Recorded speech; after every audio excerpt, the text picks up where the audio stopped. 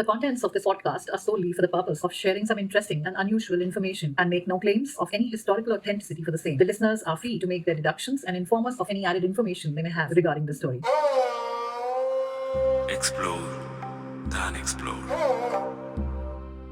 Season 1 Incredible India by Manisha Dhawan, a Pratidhwani original.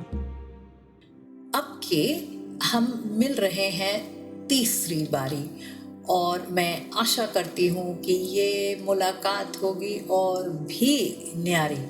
तो मैं मनीषा एक बार फिर आई हूँ प्रतिध्वनि के मंच से लेकर आपके मनोरंजन के लिए एक और अजब और अनजानी कहानी।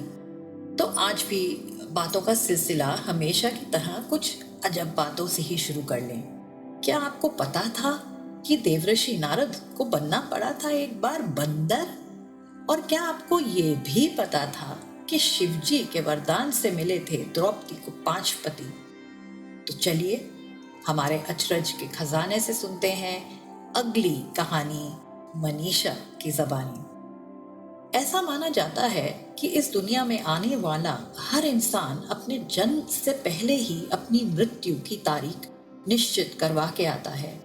यह कहना गलत नहीं होगा कि जो आत्मा संसार में आई है वह एक दिन वापस जरूर जाएगी, यानी कि इंसान को एक दिन मरना ही है। लेकिन इंसान और भगवान के भीतर एक बहुत बड़ा अंतर है। वह क्या? भाई भगवान मरते थोड़ी हैं।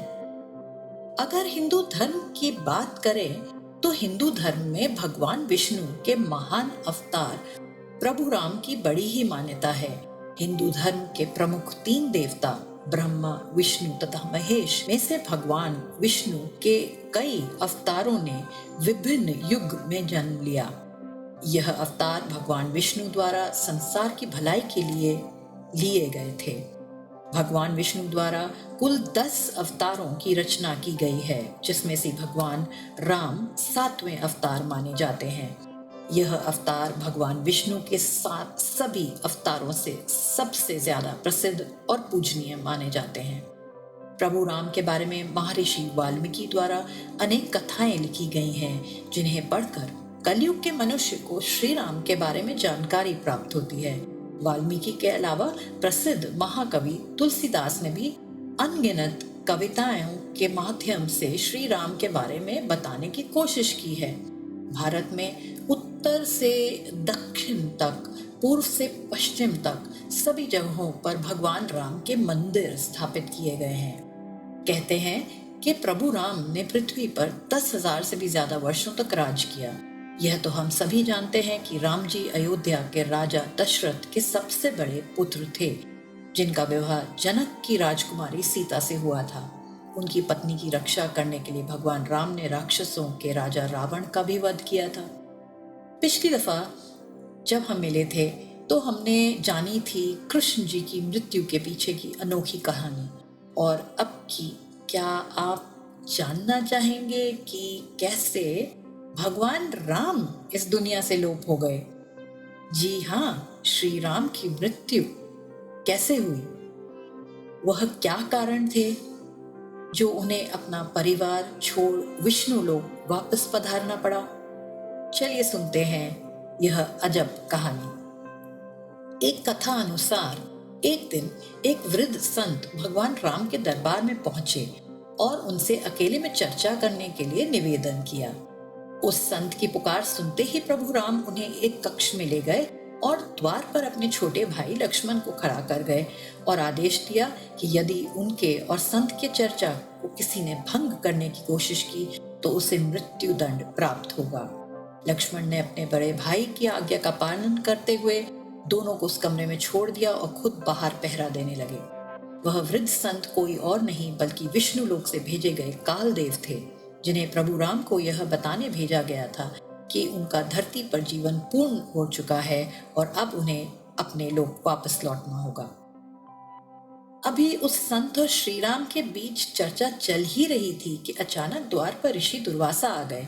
उन्होंने लक्ष्मण से भगवान राम से बात करने के लिए कक्ष में भीतर जाने के लिए निवेदन किया, लेकिन श्री राम की आज्ञा का पालन करते हुए लक्ष्मण ने उन्हें ऐसा करने से मना किया। ऋषि दुर्वासा हमेशा से ही अपने अत्यंत क्रोध के लिए जाने जाते हैं, जिसका खामियाजा हर किसी को भुगतना पड़ता है, यहाँ तक कि स्वयं श्री राम को भी।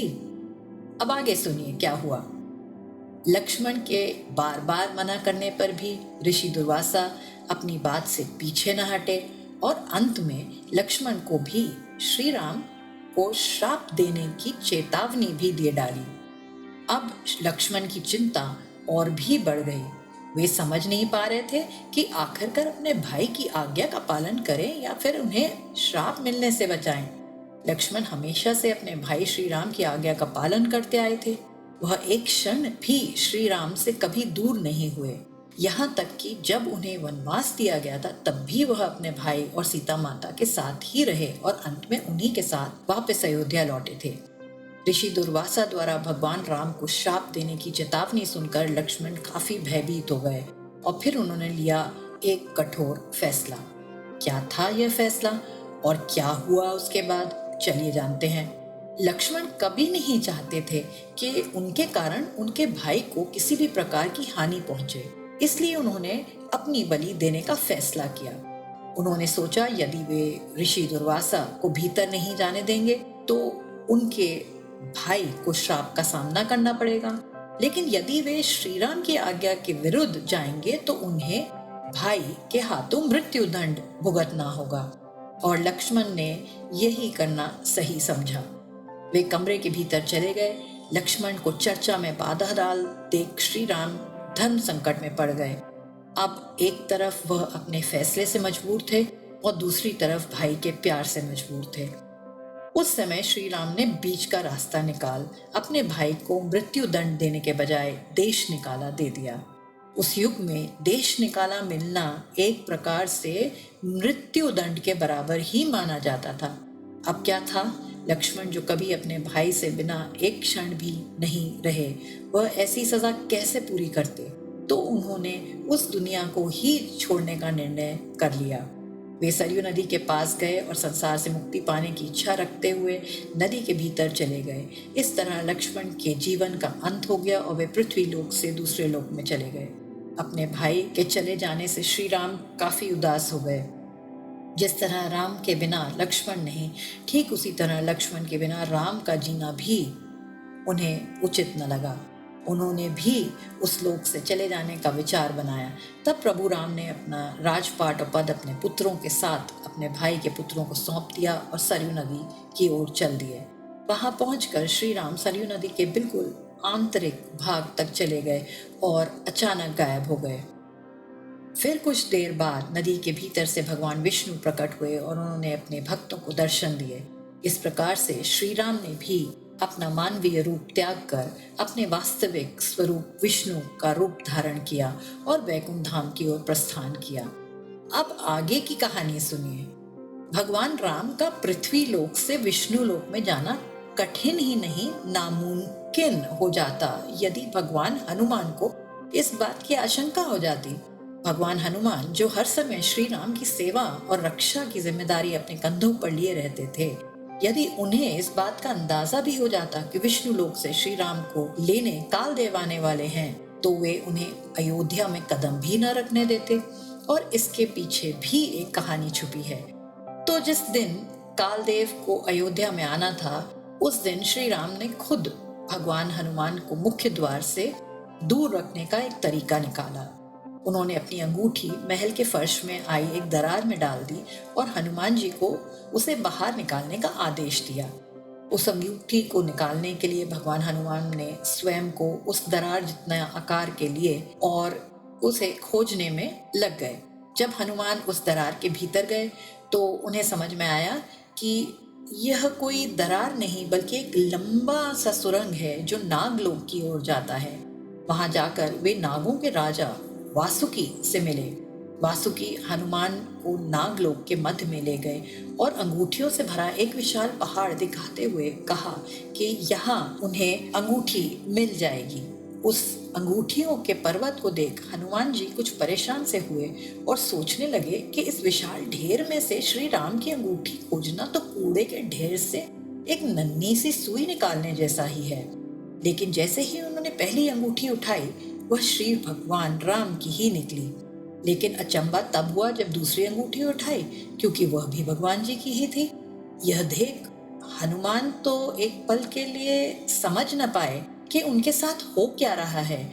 उनकी यह दशा देख वासुकी मुस्कुराए और उन्हें समझाने लगे।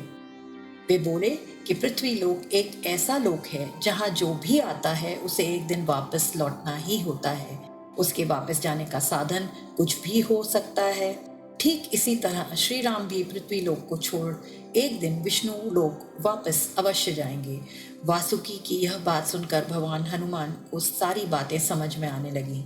उनका अंगूठी ढूंढने के लिए आना और फिर नागलोक पहुंचना, यह सब श्री राम का ही फैसला था और उनका नागलोक में आना केवल श्री राम द्वारा उन्हें उनके कर्तव्य से भटकाने का तरीका मात्र था, ताकि कालदेव अयोध्या में प्रवेश कर सकें और श्री राम को उनके जीवन काल के समाप्त होने की सूचना दे सके।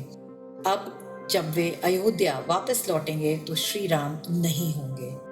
यह थी श्री राम के इस दुनिया से चले जाने की रोचक कहानी, जो कि पद्म पुराण में भी दर्ज एक कथा में वर्णित की गई है। तो इस वादे के साथ कि हम आपसे फिर मिलेंगे एक और नई कहानी के साथ, उत्सुकता बनाए रखिए और मैं मनीषा वादा अनुसार फिर आपसे भेंट करूंगी with yet another untold and unknown tale on Explore the Unexplored. So it's time to say goodbye once again until our next. Do visit in the meanwhile Pratidhwani's podcasting website podcast.pratidhwani.com for more details about the story. Explore the Unexplored. Season 1 Incredible India by Manisha Dhawan, a Pratidhwani original.